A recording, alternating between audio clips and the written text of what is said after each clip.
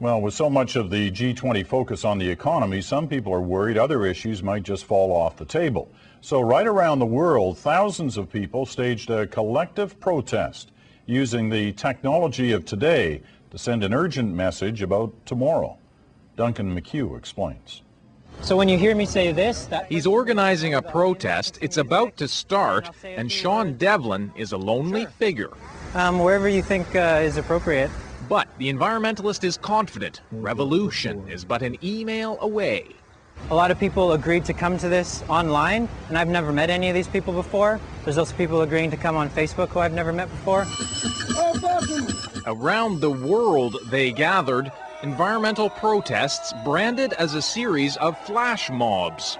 Summoned by Twitter and Facebook, protesters uploaded pictures to a site boasting over 2,000 gatherings in more than 100 countries. From Copenhagen and Brazil to Yellowknife and Penticton, everyone demanding action on climate change. Organizers figure this whole flash mob concept is the best way to harness technology, BlackBerries and cell phones and social networking sites, to gather large groups of people for a quick and sort of spontaneous protest. It was a simple message for Prime Minister Harper and other world leaders on their way to the United Nations tomorrow, the G20 summit later this week.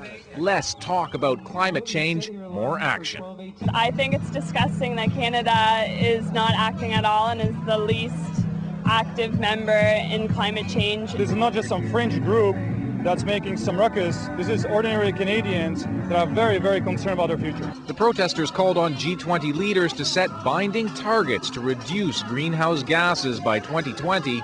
We want you to call this 1-800 number. And used cell phones to flood the voicemail of politicians across Canada. The internet is a hope that we have of rising up around dead leadership. Thanks, everybody.